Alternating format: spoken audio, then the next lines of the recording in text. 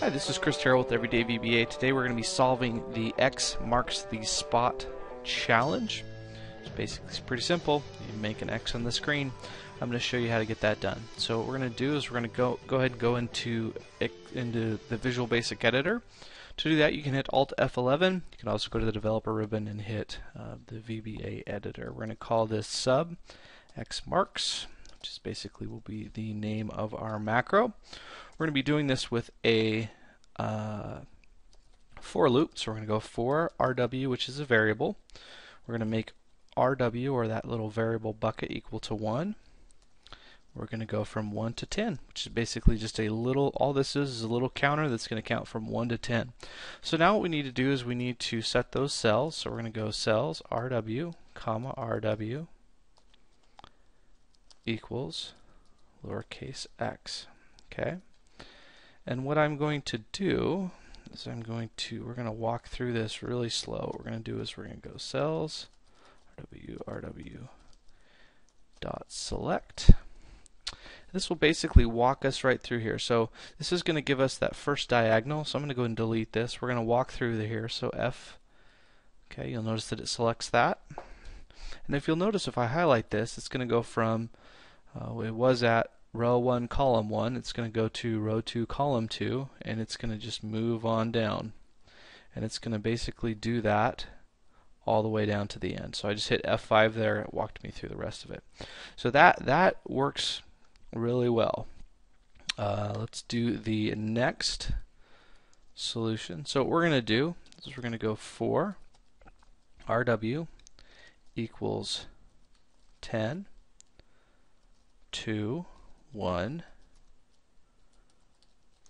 step by minus 1, next, and then we're just going to put this code in right here. Take that same code, we're going to go like that, and that is not going to work because it's basically going to give us the same thing and it's going to go right up there. So we need to alter it. So what we're going to do,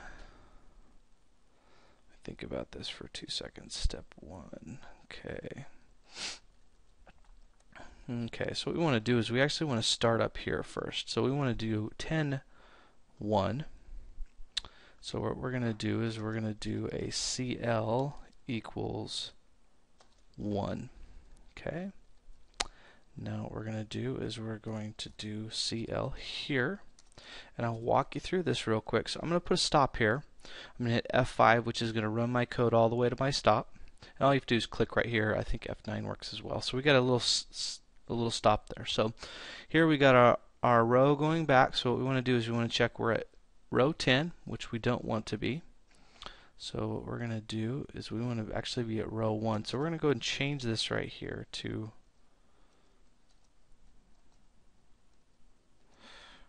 you know what, let's keep it the same. Let's go 10 to 1 so I can show you the step minus 1.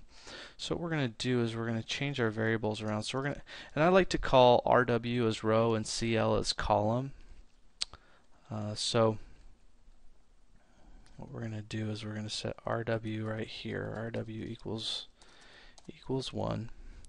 And hopefully this doesn't get too convoluted here. So what we're going to do is we're setting row 1, we're resetting it. Now it should be equal to 10 because it walked all the way down here.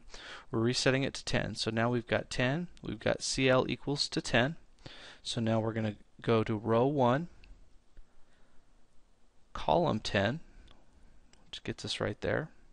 I'm going to hit F5, or F8. I'm going to hit F8 again. It's not working. It's not working because we're not adding to our row. So what we wanted to do here is we're going to go RW equals RW plus 1, and that's going to get us to go exactly backwards down this trail. So I'm going to hit F8. Okay, that looks right because it selected it.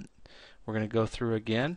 You'll notice it selected it again, and it's going to walk us all the way down there.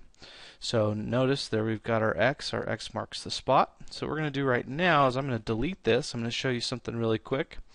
We could actually change this to an S. We could change this to test. And what we're going to do is we're just going to run through this really quick. And so that gives us basically a diagonal of an S and a test. But that gives us two little loops. It also shows us the step by -1, and that basically goes from 10 down to 1, and then you've got from 1 to 10, and we did throw in that extra variable. So hopefully that is helpful, and hopefully you enjoyed that challenge. We've got more challenges coming. Hope you enjoyed.